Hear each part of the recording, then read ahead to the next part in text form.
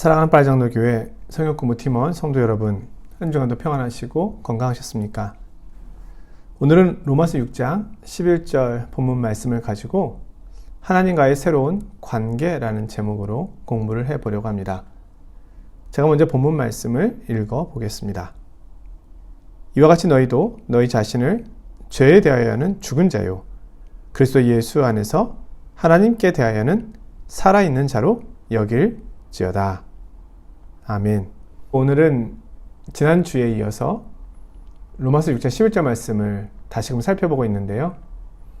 우리가 이렇게 하는 이유는 이 내용이 그만큼 이 로마서 6장의 전반부에 있어서 가장 중요한 부분이고 우리가 확실히 해야만 하는 그런 부분이기 때문입니다. 그냥 지나가서는 안 되고요. 오늘 이 말씀의 내용이 무엇인지에 대해서 머리를 넘어서서 가슴으로 또 새기는 그런 시간들이 필요하다는 겁니다. 오늘 본문에서 이와 같이 너희도 너희 자신을 죄에 대하여는 죽은 자요. 이 부분은 소극적인 가르침이라고 할 수 있고요. 그리스도 예수 안에서 하나님께 대하여는 살아있는 자로 여길지어다. 이 부분은 적극적인 가르침이라고 할 수 있겠습니다. 우리가 죄에 대하여 죽었다는 사실은 우리가 그리스도와 연합되어 있기 때문에 그리스도께서 죄에 대하여 죽으신 것과 마찬가지로 우리도 죄에 대하여 죽은 것입니다. 그런데 우리가 죄에 대해 죽었다는 이 사실에만 머물러 있어서는 안 됩니다. 우리는 보다 더 적극적으로 하나님께 대하여 살아있다는 이 사실로 나아가야 합니다. 그리스도께서 지금 하나님 보좌 우편에 앉으셔서 왕의 권한과 권능을 위임받으시고 자신의 일을 감당하고 계신 것처럼 오늘 우리도 하나님의 보좌 그 앞에서 그리스도와 함께 하늘의 통치, 은혜의 통치를 누리고 있다는 것입니다. 그리스도에게 질린 이 사실은 오늘 우리에게도 그러하다는 것을 반드시 명심해야 합니다. 그리고 이것은 체험적인 진술이 아니고 물론 체험으로 우리를 인도하긴 하지만 우리가 믿는 바의 영역, 사실인 이 내용을 우리가 반드시 알고 있어야 한다는 겁니다. 이제 우리 자신을 이와 같이 하나님께 대하여는 살아있는 자로 여겨야 합니다. 예수 그리스도께서 죄의 영역에 계시다가 하나님의 영역, 하나님의 체제 안에 계신 것처럼 우리도 죄의 영역에서 하나님의 영역, 하나님의 체계의 영역 안으로 들어가 있다는 겁니다. 로마서 5장 21절에는 이렇게 말씀합니다. 죄가 사망 안에서 왕노릇한 것 같이 은혜도 또한 의로 말미암아 왕노릇하여. 오늘 우리는 은혜의 통치, 의의 통치 아래 있다는 겁니다. 자, 그럼 본문 해석 말씀을 다시 한번 보겠는데요. 하나님께 대하여는 살아있는 자로 여길지어다. 자, 로마서 6장 4절 말씀을 읽어보겠습니다. 이는 아버지의 영광으로 말미암아 그리스도를 죽은 자 가운데서 살리심과 같이 우리로 또한 새 생명 가운데서 행하게 하려 함이라. 자, 우리가 어떻게 새 생명 가운데서 행할 수 있겠습니까?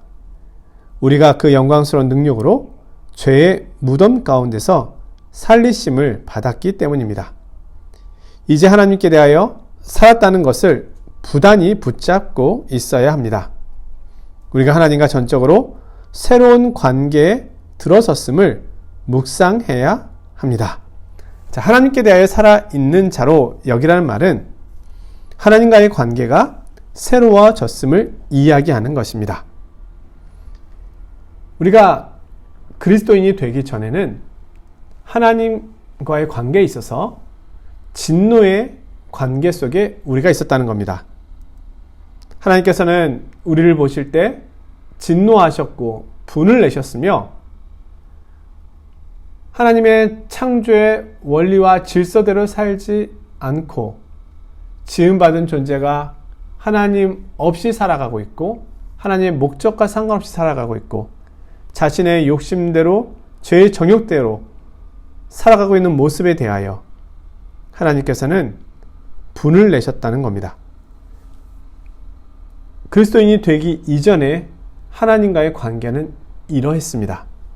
그러나 이제 그리스도 안에 있음으로 인하여 우리와 하나님과의 관계는 새로워졌습니다.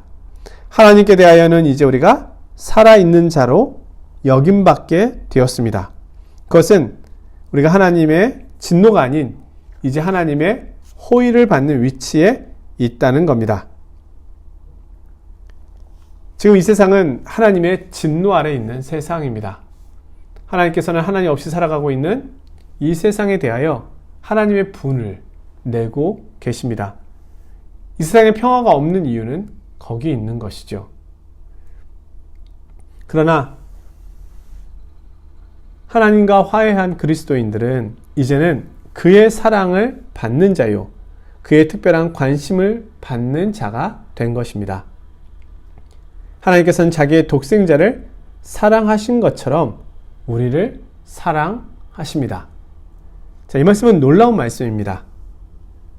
요한복음 17장 23절에 보면은요, 나를 사랑하심과 같이 그들도 사랑하신 것을 세상으로 알게 하여 주시기를 원합니다. 예수님께서 이렇게 기도를 하고 계십니다. 자, 하나님께서 자기의 독생자를 얼마나 사랑하십니까? 그런데 자기의 독생자를 사랑하신 그 사랑으로 오늘 우리를 사랑하고 계시다는 사실입니다. 그 이유는 우리가 그리스도와 연합되었기 때문이고 우리가 그리스도의 가족 안에 들어가 있게 되었기 때문입니다. 그러므로 우리 앞에는 이제 하나님의 모든 축복에 대한 문이 열려 있습니다. 이것은 필연적으로 따라옵니다. 우리에게는 죄인들이 알지 못하는 생명과 경건에 속한 모든 것, 지극히 크고 값진 약속들과 같은 영적 축복들이 주어졌습니다. 우리는 오히려 아담이 처음에 알았던 그 교제보다 더 큰 하나님과의 교제를 누리고 있습니다. 창세 전부터 하나님의 영원하고 위대한 계획 속에 이 모든 것들이 들어있음을 의미합니다. 자, 죄인에게 있어서 가장 무서운 것은 하나님의 모든 축복 가운데서 멀어져 있다는 것입니다. 끊어져 있다는 것입니다. 이것은 죄가 가져오는 모든 비참과 고통보다 더 나쁜 것들입니다.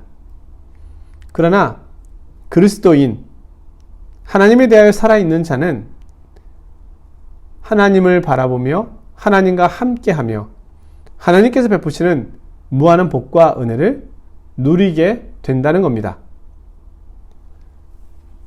하나님께서는 우리를 향한 목적과 계획을 갖고 계시고 그 계획이 성취되도록 우리의 삶의 자리에서 끝까지 우리를 붙드시고 인도하신다는 겁니다. 에베소서 1장 4절 말씀인데요. 곧 창세전에 그리스도 안에서 우리를 택하사 우리로 사랑 안에서 그 앞에 거룩하고 흠이 없게 하시려고. 하나님께서는 우리를 구원하신 후에 뒷짐지고 계신 것이 아닙니다. 이 말씀이 일종의 구원의 목적이라고 할 수 있습니다. 하나님께서는 우리가 거룩하고 흠이 없는 자로 서도록 하기 위하여 끊임없이 우리를 붙들고 계시며 우리와 함께하고 계시며 우리를 인도하고 계시다는 사실입니다. 에베소서 1장 18절에서 20절 말씀에 보면은요, 너희 마음의 눈을 밝히사, 이런 표현이 나오는데요. 하나님의 능력의 지극히 크심이 어떠한지를 깨달아 알기를 원한다라고 하는 바울의 기도가 있습니다. 하나님은 우리를 향하여 놀라운 계획을 갖고 계십니다. 우리는 이 세상에 우연히 온 것이 아닙니다. 우연히 살다가 우연히 가는 것이 아닙니다. 하나님께서는 우리 속에서 자신의 계획을 이루시고 성취하시기를 원하시며 그것을 위하여 우리를 만드시고 지으신 바 되신 겁니다. 에베소 2장 10절에 보시면은요, 우리는 그가 만드신 바라 그리스도 예수 안에서 선한 일을 위하여 지으심을 받은 자니. 우리는 하나님께로부터 나왔습니다. 하나님은 오늘 나를 하나님의 선한 목적과 뜻 가운데 계속해서 빚어가고 계시고 만들어가고 계시고 함께하고 계십니다. 자, 이것은 하나님께서 자기 백성을 향하신 목적입니다. 이것이 가능한 이유는 우리가 그리스도 안에서 그리스도에게 연합되어 있기 때문입니다. 우리가 그로부터 생명을 받고 그 안에 있습니다. 우리는 그에게 접붙여져 있습니다. 우리는 그리스도에게로 연합되었습니다. 우리가 이해할 수 없는 신비로운 방식으로 그 안에 있습니다. 나는 포도나무요, 너희는 가지니. 우리는 그에게 접붙여졌으며 그리스도로부터 생명과 권능을 받았습니다. 내가 그리스도 안으로 들어간다는 것은 하나님께서 나를 향한 그의 계획을 내 안에서 이루어 간다는 것을 의미합니다. 자, 허드슨 테일러는 중국의 선교사로 우리에게 잘 알려져 있는 인물입니다. 그는 페이스 미션이라고 해서 믿음 선교를 했던 선교사로 우리에게는 아주 모범적인 모습으로 소개되는데요. 그는 결코 아니라 이 말씀에 대한 확신을 가지고 이 믿음 선교를 실천하게 됩니다. 이 말씀은 요한복음 6장 35절에 나오는 말씀을 배경으로 하는데요. 예수께서 이르시되 나는 생명의 떡이니 내게 오는 자는 결코 줄이지 아니할 것이요 나를 믿는 자는 영원히 목마르지 아니하리라. 결코 줄이지 아니할 터이요 결코 목마르지 아니하리라. 자, 그리스도 안에 있는 사람은 다시는 목마름이 없으며 다시는 주림이 없습니다. 왜냐하면 하나님께서 우리 속에서 계속해서 우리에게 영혼의 양식, 영혼의 호흡을 공급하여 주시고 우리와 함께 연합된 모습에서 가고 계시기 때문입니다. 우리는 내가 어디서 왔는지 어디로 가는지를 알고 있습니다. 우리는 이 우주 가운데서 먼저보다 작은 내 자신이 하나님의 목적과 계획 속에 지음받았다는 사실을 알고 있습니다. 우리는 하나님께서 내 속에 선한 뜻을 갖고 계셔서 그 뜻을 이루어 가고 계시다는 사실을 알고 있습니다. 그리스도인은 이런 질문으로 인하여 방황하지 않습니다. 철학적으로는 가장 크고 설명할 수 없는, 결론을 내릴 수 없는 질문들이지만 우리는 분명하고 정확한 결론을 가지고 나아가고 있는 겁니다. 하나님께서는 우리 가운데서 거룩하고 흠이 없는 자로 하나님 앞에 서도록 우리를 이끄시고 계십니다. 또한 하나님께서는 성령을 우리 속에 두셔서 이 모든 일을 성령님을 통하여 행하십니다. 우리 주님께서 이 땅에 계실 때 성령 하나님께서 주님 안에 계셨습니다. 예수님께서는 하나님의 영으로 충만하셨습니다. 이와 마찬가지로 동일하신 성령님께서는 오늘 우리 안에 거하시며 우리 가운데서 내 속에서 역사하고 계신 겁니다. 빌립보서 2장 12절에서 13절의 말씀입니다. 너희가 나 있을 때뿐 아니라 더욱 지금 나 없을 때에도 항상 복종하여 두렵고 떨림으로 너희 구원을 이루라. 너희 안에 생하시는 이는 하나님이시니 자기의 기쁘신 뜻을 위하여 너희에게 소원을 두고 행하게 하시나니. 자, 우리는 하나님께서 거룩하고 책망할 거 없는 자로 만들어 가고 계십니다. 이것은 끊임없이 계속되는 겁니다. 따라서 하나님께서는 끊임없이 우리를 붙드시고 우리와 함께하고 계시는 겁니다. 우리가 그리스도인이 되는 순간 이 일은 시작됩니다. 그리고 마침내 완성될 때까지 계속되어 나아가는 것입니다. 에베소서 3장 20절에서 21절 말씀에 보면은 모든 것에 더 넘치도록 하실 이에게 이런 표현이 나오는데요. 하나님께서는 우리에게 넘치는 은혜를 주십니다.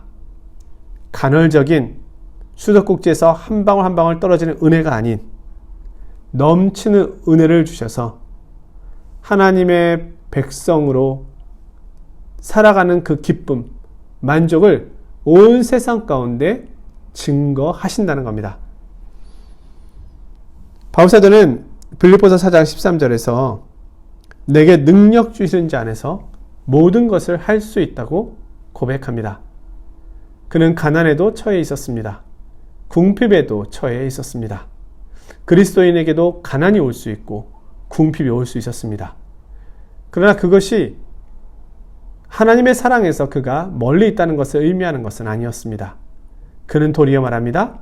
내가 어떤 형편에서든지 자족하는 법을 배웠다. 내게 능력 주시는 자 안에서는 내가 모든 것을 할 수 있느니라. 모든 것입니다. 이것이 그리스도인에게 주시는 가장 큰 유익입니다.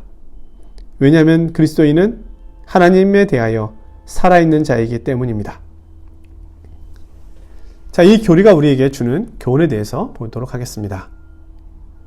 다시는 죄에 빠지게 될 때 내가 그리스도인인지를 자문하지 않게 될 것입니다. 마귀의 속삭임을 따라 하나님과의 관계가 깨어지고 은혜에서 떨어져 다시 죄와 정죄 아래 들어가 구원을 의심하게 되는 일이 없을 것입니다. 우리는 은혜 안에 있습니다. 그런데 다시 은혜 밖으로 떨어질 수는 없습니다. 죄에 대한 관계와 하나님께 대한 두 관계를 바르게 보게 될 것이고 바른 입장을 가지게 될 것입니다. 우리의 감정이 어떠하든 자신에게 그것을 붙잡고 그것을 따라 행동하라고 할 것입니다. 죄에 가공할 힘 때문에 느끼고 알았던 옛 절망감으로부터 벗어나게 됩니다. 결코 넘어지지 않겠다고 마음을 먹지만 다시 죄를 짓고 절망하게 될 때 그런 절망감을 제지하는 유일한 길은 오늘의 이 로마서 6장 11절의 가르침인 줄을 기억하게 됩니다. 아무리 약하다 할지라도 내 안에서 역사하고 있는 것은 하나님의 능력입니다. 우리는 물론 넘어질 수 있습니다. 그러나 아주 엎드러지는 일은 없을 것입니다. 우리는 흠없고 책망할 모습이 없을 때까지 죄의 남은 흔적과 모든 자취에서 나를 구원하는 하나님의 그 목표를 따라 살아가게 될 것입니다. 이 모든 것을 깨닫는 것은 기쁨과 소망감을 안겨다 줍니다. 우리가 우리의 이 지위를 깨닫게 될 때, 그리고 우리에게 어떤 일이 일어나고 있는지를 깨닫게 될 때 주님께서 주시는 그 기쁨을 누리게 되는 겁니다. 현재 나와 이 세상이 어떻게 된다 할지라도 하나님의 목표는 확실하고 명백하다는 것을 압니다. 아무것도 그것을 정지시킬 수가 없습니다. 로마서 8장의 마지막 부분에 보면 내가 확신하노니 바울사도가 확신하고 있는 내용에 대한 고백이 나옵니다. 사망이나 생명이나 천사들이나 권세자들이나 현재이나 장래이나 능력이나 높음이나 깊음이나 다른 어떤 피조물이라도.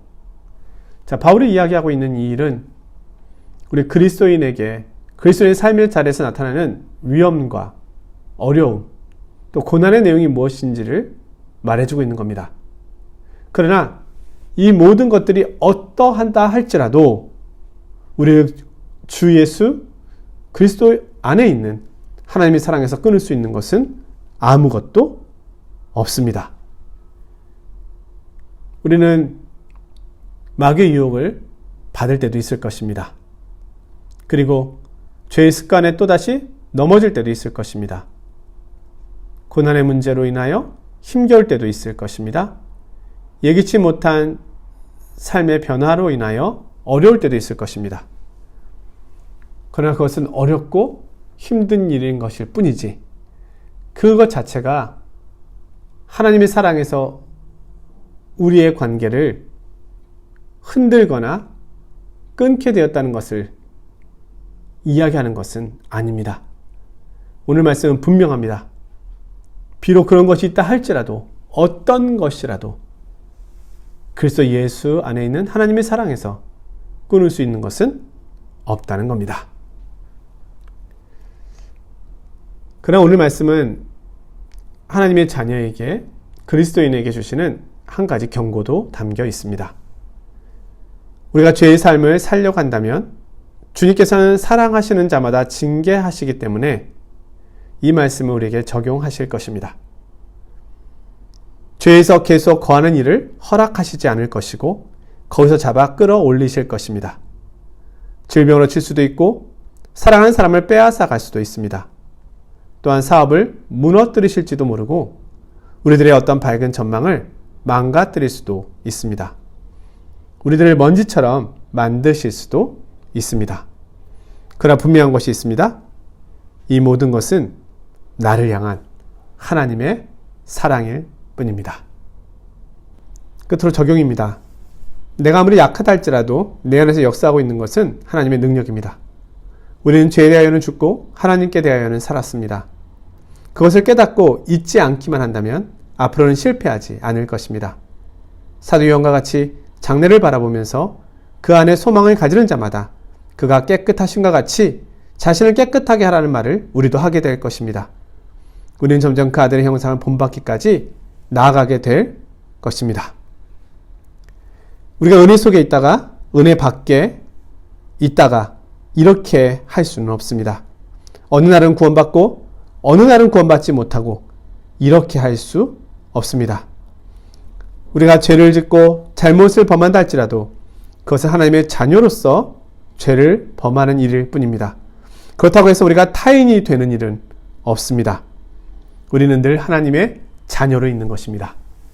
이 돌보심의 약속을 믿고 의지하면서 이 확신 가운데 살아가시기를 원합니다. 수고하셨습니다. 안녕히 계십시오.